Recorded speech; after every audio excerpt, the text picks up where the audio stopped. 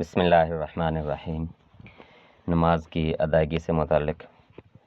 مسائل میں سے ہمارا آج کا جو پہلا مسئلہ ہے وہ یہ ہے کہ کیا نمازی امام کے پیچھے قراءت کرے گا یا نہیں۔ سورۃ الاعراف آیت نمبر 204۔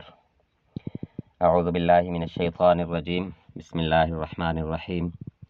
وَإِذَا قُرِئَ الْقُرْآنُ فَاسْتَمِعُوا لَهُ وَأَنصِتُوا لَعَلَّكُمْ تُرْحَمُونَ۔ ترجمہ: اور جب قرآن پڑھا جائے تو اس کو کان لگا کر سنو اور خاموش رہو تاکہ تم پر رحمت ہو۔ صحیح مسلم حدیث نمبر 904۔ سیدنا ابو موسیٰ اشعری رضی اللہ عنہ سے روایت ہے کہ رسول اللہ صلی اللہ علیہ وسلم نے ہمیں خطبہ دیا اور ہمیں ہماری سنت واضح کی اور ہمیں نماز سکھائی اور فرمایا، جب تم نماز ادا کرو تو اپنے صفوں کو سیدھا کرو، پھر تم میں سے کوئی تمہاری امامت کرے، جب وہ تکبیر کہے تو تم تکبیر کہو، اور جب وہ غیر المغضوب علیہم ولا الضالین کہے تو تم آمین کہو تاکہ اللہ تم سے خوش ہو۔ پیچھے ہم نے کیا آیت پڑھی تھی کہ جب قرآن پڑھا جائے تو اسے سنو اور خاموش رہو تاکہ تم پر رحم کیا جائے۔ تو نبی اکرم صلی اللہ علیہ وسلم نے کیا فرمایا؟ امام تکبیر کہے تم تکبیر کہو، جب امام غیر المغضوب علیہم ولا الضالین کہے تو تم آمین کہو تاکہ اللہ تم سے خوش ہو، اور جب وہ تکبیر کہہ کر رکوع کرے تو تم بھی تکبیر کہہ کر رکوع کرو، کیونکہ امام رکوع تم سے پہلے کرتا ہے اور رکوع سے تم سے پہلے اٹھتا ہے۔ رسول اللہ صلی اللہ علیہ وسلم نے فرمایا، اس طرح تمہارا عمل امام کے ساتھ میں ہو جائے گا، یعنی کہ اس کی اقتداء میں ہو جائے گا۔ اور جب وہ سمع اللہ لمن حمدہ کہے تو تم ربنا لک الحمد کہو، اللہ تمہاری دعاؤں کو سنتا ہے، کیونکہ اللہ تبارک و تعالی نے اپنے نبی کریم صلی اللہ علیہ وسلم کی زبان پر سمع اللہ لمن حمدہ فرمایا ہے۔ جب وہ تکبیر کہہ کر سجدہ کرے تو تم بھی تکبیر کہو اور سجدہ کرو۔ امام سجدہ تم سے پہلے کرتا ہے اور سجدہ سے تم سے پہلے اٹھتا ہے۔ پھر رسول اللہ صلی اللہ علیہ وسلم نے فرمایا، تمہارا یہ عمل بھی امام کی اقتداء میں یعنی امام کے ساتھ میں ہو جائے گا۔ اور جب وہ قعدہ میں بیٹھ جائے تو تمہارے قول میں سب سے پہلے یہ قول ہو، التحیات الطیبات الصلوات للہ، السلام علیک ایہا النبی ورحمۃ اللہ وبرکاتہ، السلام علینا وعلی عباد اللہ الصالحین، اشہد ان لا الہ الا اللہ واشہد ان محمدا عبدہ ورسولہ۔ صحیح مسلم حدیث نمبر 905۔ وہی حدیث مبارکہ جو ہم پیچھے پڑھ چکے ہیں، وہی حدیث صحیح مسلم حضرت امام مسلم رحمۃ اللہ علیہ نے اپنی کتاب میں اگلی حدیث میں دوسری روایت سے بیان کی، کہا کہ پوری حدیث وہی ہے، اس میں چند الفاظ کا فرق ہے۔ مثلا سیدنا قتادہ رضی اللہ تعالیٰ عنہ سے بھی یہی روایت ہے، اس میں یہ الفاظ زیادہ ہیں کہ جب امام قراءت کرے تو تم خاموش رہو، جب وہ غیر المغضوب علیہم ولا الضالین کہے تو تم آمین کہو، یعنی کہ یہاں پر یہ الفاظ انہوں نے سیدنا قتادہ کی روایت میں یہ الفاظ زیادہ ہیں، جو کہ سیدنا ابو موسیٰ اشعری رضی اللہ تعالیٰ عنہ کی جو روایت پیچھے ہم نے پڑھی ہے اس میں خاموش رہنے والی الفاظ نہیں تھے، لیکن اس میں بھی یہ تھا کہ جب تک امام تکبیر کہے تو تم تکبیر کہو، جب وہ غیر المغضوب علیہم ولا الضالین کہے تو تم آمین کہو۔ تکبیر اور آمین کے درمیان مقتدی کے لیے کوئی یہ نہیں تھا کہ آپ بھی ساتھ پڑھو، تو اب یہاں اس کی وضاحت ہوگی کہ اس دوران امام کے ساتھ مقتدی خاموش رہے گا، اسے سنے گا، یعنی کہ وہی الفاظ جو آیت میں تھے، فاستمعوا لہ وانصتوا واذا قرأ فانصتوا، کہ جب امام قرأت کرے تم خاموش رہو۔ اسی طرح حضرت ابو موسیٰ اشعری رضی اللہ تعالیٰ عنہ کی روایت میں یہ الفاظ ہیں کہ اللہ تعالیٰ نے اپنے نبی کی زبان پر سمع اللہ لمن حمدہ فرمایا ہے، تو سیدنا قتادہ رضی اللہ تعالیٰ عنہ کی حدیث میں یہ الفاظ نہیں ہیں، یعنی کہ کچھ الفاظ ان کی حدیث میں نہیں ہیں اور کچھ ان کی روایت میں نہیں ہیں۔ تو یہ دونوں احادیث کو ملا کر یہ پورا طریقہ واضح ہو جاتا ہے کہ نبی اکرم صلی اللہ علیہ وسلم نے فرمایا، جب امام تکبیر کہے تم تکبیر کہو، جب وہ قرأت کرے تم خاموش رہو، جب وہ غیر المغضوب علیہم ولا الضالین کہے تم آمین کہو۔ سنن ابن ماجہ حدیث نمبر 847۔ سیدنا ابو موسیٰ اشعری رضی اللہ تعالی عنہ، وہی روایت جو ہم پیچھے امام مسلم کی روایت میں پڑھ آئے ہیں، تو سنن ابن ماجہ کی روایت میں یہ الفاظ ہیں کہ سیدنا ابو موسیٰ اشعری رضی اللہ تعالیٰ عنہ سے روایت ہے کہ رسول اللہ صلی اللہ علیہ وسلم نے فرمایا، جب امام قرات کرے تو تم خاموش رہو، اور جب وہ قاعدہ میں ہو تو تم میں سے ہر ایک پہلے التحیات پڑھے۔ اس میں مختصر الفاظ میں وہ روایت بیان کی گئی ہے۔ سنن نسائی حدیث نمبر 922، سیدنا ابو ہریرہ رضی اللہ تعالی عنہ سے روایت ہے، رسول اللہ صلی اللہ علیہ وسلم نے فرمایا، امام تو بنایا ہی اس لیے گیا ہے کہ اس کی اقتداء کی جائے،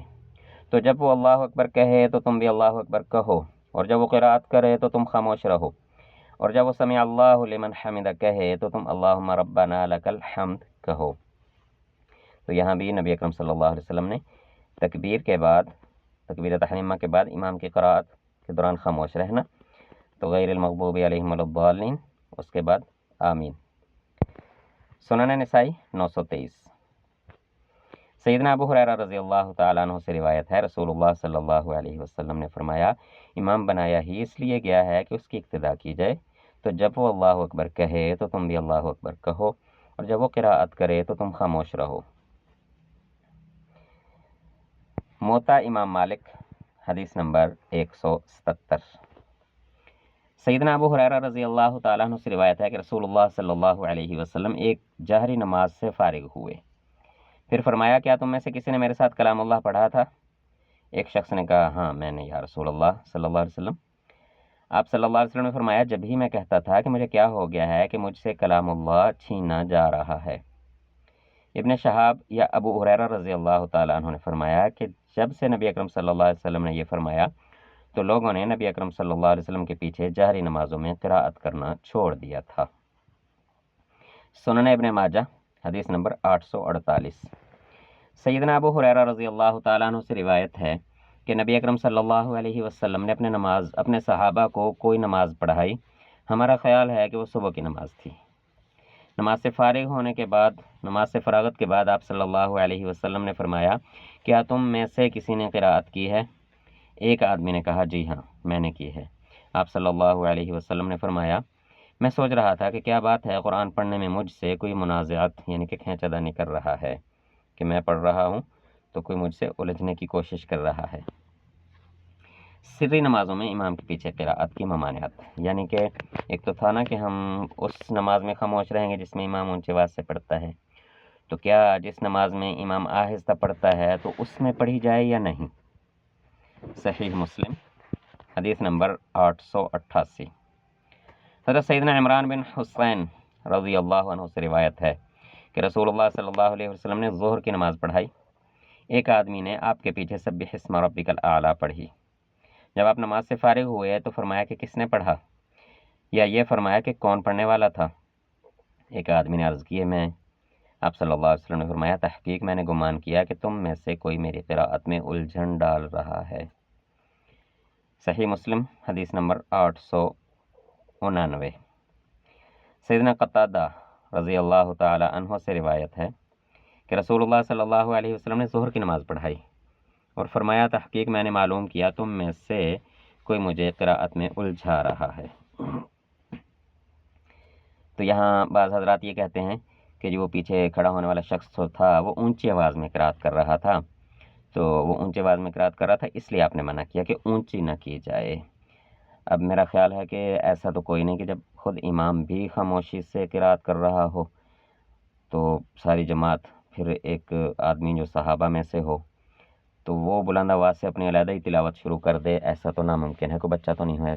کہ جی چھوٹا سا بچہ آ گیا اور اس نے پیچھے اونچی اونچی اپنی قراءت شروع کر دی، ایسا تو ممکن نہیں۔ بہرحال تو یہاں سے یہ بات واضح ہوتی ہے کہ سری نمازوں میں بھی امام کی قراءت پر ہی اکتفا کیا جائے گا۔ اگلی حدیث مبارکہ پڑھتے ہیں۔ مسند ابی حنیفہ کتاب الصلاۃ حدیث نمبر 25، سیدنا جابر بن عبداللہ رضی اللہ تعالیٰ عنہ سے روایت ہے کہ رسول اللہ صلی اللہ علیہ وسلم نے فرمایا، جس کے لیے امام ہو تو امام کی قراءت ہی اس کی قراءت ہے۔ سنن ابن ماجہ حدیث نمبر 850، سیدنا جابر رضی اللہ تعالیٰ عنہ سے روایت ہے کہ رسول اللہ صلی اللہ علیہ وسلم نے فرمایا، جس کے لیے امام ہو تو امام کی قراءت ہی اس کی قراءت ہے۔ موطا امام مالک حدیث نمبر 176، نافع سے روایت ہے کہ سیدنا عبداللہ بن عمر رضی اللہ عنہ سے جب کوئی پوچھتا کہ کیا امام کے پیچھے قرات کی جائے تو سیدنا عبداللہ بن عمر رضی اللہ تعالیٰ عنہ جواب دیتے کہ جب تم میں سے کوئی امام کے پیچھے نماز پڑھے تو اس کے لیے امام کی قرات کافی ہے، اور جو اکیلے نماز پڑھے تو وہ قرات کر لے۔ نافع نے کہا کہ سیدنا عبداللہ بن عمر رضی اللہ تعالیٰ عنہ امام کے پیچھے قرات نہیں کرتے تھے۔